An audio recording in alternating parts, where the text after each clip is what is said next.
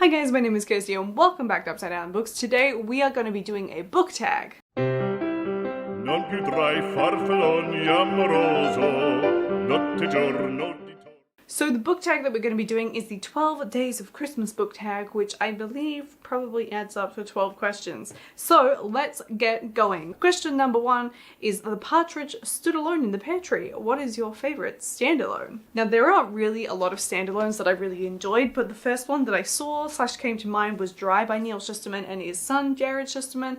I really enjoyed this. This is a dystopian standalone. It is about water running out in California and the absolute chaos that follows because of this. It's such a high stakes, fast-paced novel that I really recommend, and I don't think gets enough attention as it deserves, because it is really just such a great book. So this was the first standalone that came to mind. The next question is: Love is in the Air. Who is your one true pairing? One of my favorite couples of all time would have to be the two boys in What If It's Us, whose names I now can't remember, Arthur and Ben. This is just such an amazing story, and again, one more people need to talk about. This is co-authored by Becky Albertalli and Adam Silvera, which is an absolute powerhouse of an author duo, and the relationship, the tenseness, the will it won't it happen of these two boys in this book is just to die for. Like, you need to read this book. It is just such a joy to read. The next question is: in the spirit of threes, what is the best trilogy you've ever read? One of my favorite trilogies would have to be His Fair Assassins trilogy, which is by Robin Lefevre. I read this yonks ago and I really loved it. I've been meaning to read like the spin-off trilogy or duology that she's writing, but I just haven't got around to it yet. But this is incredible, and everyone who's read it just seems to love it. There's a really like happy little fan base behind this series, but it is so enjoyable. It is about three girls who have all been raised in the convent of death, and so basically they're raised to be assassins. It is just incredible. So if you love assassins, then make sure that you pick up this series. It is a great read. The next question is: since series usually consist of 4 or more books, what is your favorite series? And I had to have a think about this one because I'm absolutely terrible at finishing series usually, but I could think of one that I really love. And that would have to be the Ranger's Apprentice series. This is not all of the books, but for safety's sake, I'm just going to hold up this many. I love this. I've been reading this since like high school. I've been making my way slowly through it. It's been one of my goals like every year for the past 5 years to actually finish this. I think I have about 2 books to go.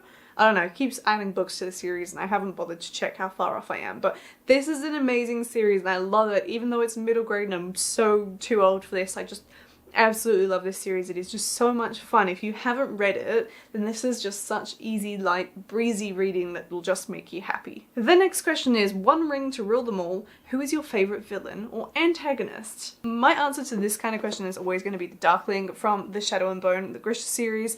I just think he's amazing. He's just my go-to favorite villain. I can't think of anyone else who just compares in the same way. He's so much fun to read and interact with in the book, and I just think he's fabulously written. And yeah, I mean, I really can't think of anyone else who is as delectable as the Darkling. The next question is: creation is a beautiful thing. What is your favorite world or world building? For that one, I'm actually going to go with the song with the Chorus of Dragons series. I'm holding up book 3 because I've got this one to hand, but it's The Ruin of Kings is book 1.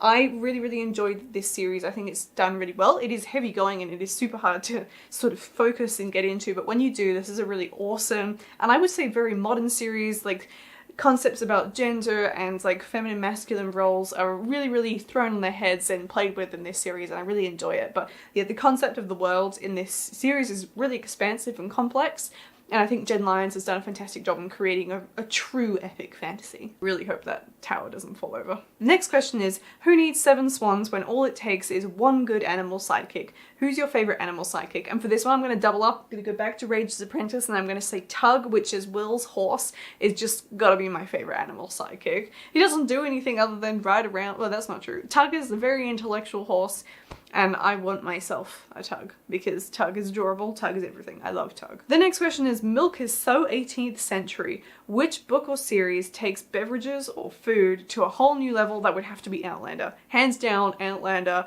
is all I ever need. There is an official Outlander cookbook, which I think I probably need to get my hands on, but whenever I'm reading them, I'm just imagining all the beautiful food that is so well described in the book, and it makes me hungry. I love how much detail Diana Gabaldon went into in writing this series, especially especially when it comes to the food. The next question is, dancing is just one skill of a lady. Who is your favorite kick-ass female lead? I think my answer will forever be Alosa from Daughter of the Pirate King. This is like my obsession for 2020. I love Alosa. She is my everything. She is such a strong but feminine lead, and I really loved the it shouldn't be a juxtaposition, but it feels like a juxtaposition in literature these days, where you have a female lead who really is taking the lead and doesn't need no man, but still loves her frilly dresses and everything feminine. I really enjoyed that sort of complex that's going on there. I think that's really wonderful. Scott Loser is one of my favorite kick-ass female leads. So the next question is then, how about your favorite leading lad? And for that one, I think I just had to go with Simon from Simon versus the Homo Sapiens Agenda. Simon is everybody's sweetheart. I just think he's amazing. I've still yet to watch this movie and I really need to do that, but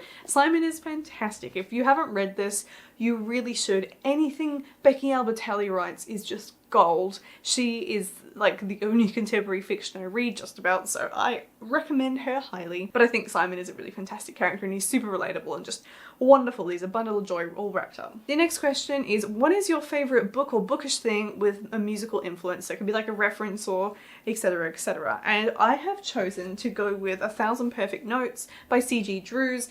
This is just amazing. This is written by Kate over at Paper Fury. If you follow her blog or her Instagram, she's a very popular blogger and Instagrammer. This has a lot to do with music and it's a really compelling and emotional read. It's fantastic. Both of her books that are out, we've also got The Boy Who Steals Houses. They're just incredible reads and they deserve so much more attention. So if you ever see this, make sure you get yourself a copy of it because it is, it's truly incredible. And the last question is, drum roll please, what is your favorite read of this year? I have actually, honestly, truly had a lot of really good reads this year that have made it onto my favorites list, but I think the book I'm going to go with, because it's the one that just really sticks with me, is actually The Pull of the Stars by Emma Donoghue. And this was something I wasn't expecting to read this year. I was really surprised by how much I enjoyed it. I read the ebook copy of it just before it came out, and was just, I don't know, this book was just amazing. It was really intense. It's set on a maternity ward in like 1917 or something, during the height of the Spanish flu, and it's basically looking at this one midwife and how she handles influenza patients who are also at the latter end of their pregnancy. It's a very intense book to read. It's quite gruesome actually, and quite confronting, so if you're pregnant maybe don't read this one. But yeah, I mean, like Sylvain Neuvel's Waking Gods, which is the second book in the Sleeping Giant series, or Colleen Hoover's Verity. There are The Pale Thief by Fiona McIntosh, A Boy and His Dog at the End of the World. Like, there were so many books I read this year that I've really enjoyed, but I am going to be picking The Pull of the Stars. I really think you should read it if you haven't. I am not going to attempt to pick up this pile, else I may die, but these are my answers for this book tag. If you want to do it, consider yourself tagged and go ahead and do it. But let me know if you've read any of these or if you agree or disagree with any of my answers, and I will see you in my next video. Goodbye. Alle gloria militar